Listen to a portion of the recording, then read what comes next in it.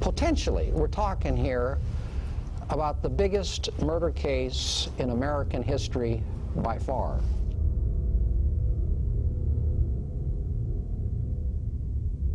If any of you like to get angry, I can tell you that what I'm going to say is going to get you very, very, very angry. These people take outrageous, disgusting human behavior to previously unimaginable heights.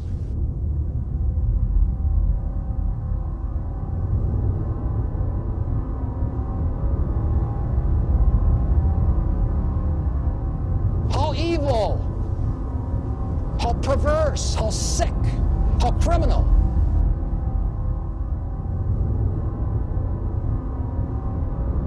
Can anything possibly be more abominable? And there are over 100,000 precious human beings in their graves right now as I'm talking to you because of it.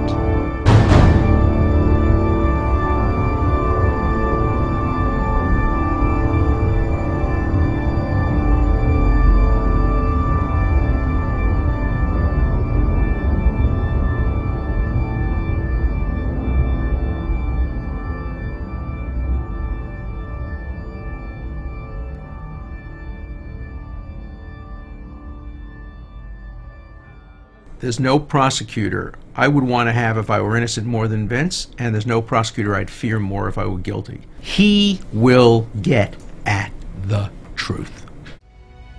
My legacy, for whatever it's worth, is on the line here. And I can tell you I would not be doing what I'm doing unless I'm very confident that under the law, he's guilty of murder and should be prosecuted. And I think the question is, can a president be prosecuted for activities undertaken while in office? I mean, that's the opening question, and I think the answer to that is very simple, and it's yes. Unless this nation is about to be attacked, you don't go to war without telling the people whose daughters and sons are going to die in a foreign land why you're going to do it. My son died in the middle of these people's decisions. Losing a child is just something that I'd never dreamed would happen.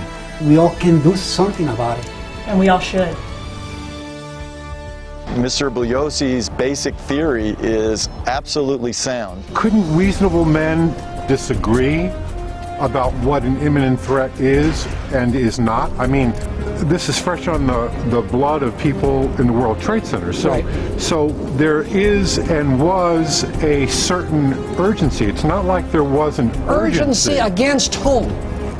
The American government believed that the guy responsible for 3,000 murders was at Tora Bora. Do you know how many soldiers George Bush sent? Not enough. No, you're wrong. Not one. How do you justify not sending one single soldier after the person responsible for 3,000 murders, not one soldier, but send 150,000 against someone who was as involved in 9/11 as you and I? How do you justify that? Well, it's a very good question. 16 federal intelligence agencies, their conclusion that Hussein was not an imminent threat to the security of this country was completely deleted from the white paper. And the white paper is what was shown to Congress and the American people. And after 731 inspections, they found no weapons of mass destruction in Iraq. Our money is going to kill people. Things are that bad out there. They really are. Now, how could this possibly happen in the United States of America? I'm a member of Iraq Veterans Against the War. I was responsible for several hundred patrols and raids and ambushes. And anytime we got pissed off, we took it out on innocent people. And as many veterans there are standing up and speaking out and throwing down their arms against this war, the civilian movement needs to back them up on it as well. This is reality. This is real. Young American soldiers are being blown to pieces by roadside bombs in Iraq, and as he would so much like to do, wash his hands of all culpability, it's not quite that easy. And I'm very confident that if an American jury heard the evidence against George Bush, when they came back into that courtroom with their verdict of guilty, they would tell Bush, it's not quite that easy. Under federal law, Title 18 of the United States Code, Section 2B, provides, quote, whoever willfully causes, that's the key word, whoever willfully causes an act to be done, which, if directly performed by him, would be a crime, is punishable as a principle. That's federal law.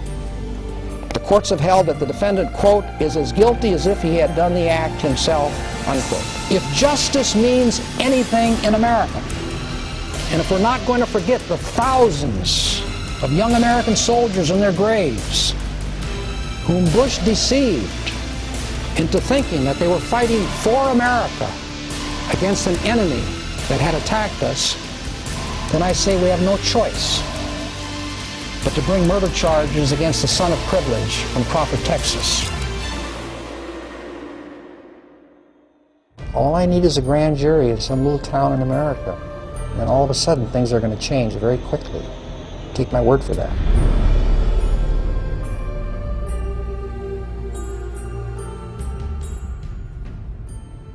Apart from the main fact that if George Bush and other members of his administration, like Dick Cheney, are guilty of murder, as the evidence shows, they must be prosecuted for it. They have to be brought to justice.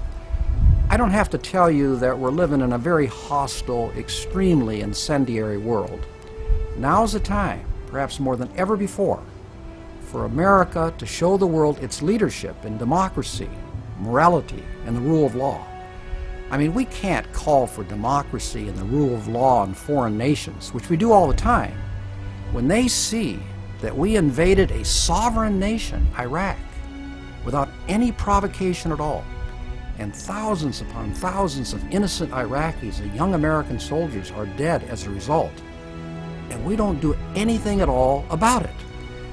We let the architects of this monumental crime get away with it completely. No justice, no punishment, not even an investigation, nothing. How can we set a terrible, terrible example like this and then expect other nations to act in a way that they know we did not? After Bush invaded Iraq, for the first time ever, the majority of people in the world had a negative feeling about America. Nothing would improve our image and restore our credibility more in the eyes of the world than bringing George Bush and his administration to justice for taking this nation to war in Iraq on a lie, under false pretenses. We would be telling the world's people that invading and destroying Iraq with the incalculable death, horror, and suffering that resulted was not the real America, only George Bush's America, that the real America would never do something like this, that in the real America, no man is above the law, and even presidents are accountable for their crimes. Also, if we want to deter future presidents from taking this nation to another war under false pretenses, one that our children or their children might die in, that deterrence obviously would increase tremendously if these future presidents knew what happened to George Bush. This is a very important and pivotal moment in American history. And whatever the obstacles are, we have to seize that moment and do the right thing by bringing the Bush administration to justice. It's really a test of who we are as a people and whether or not we want to live up to our reputation as being a great nation.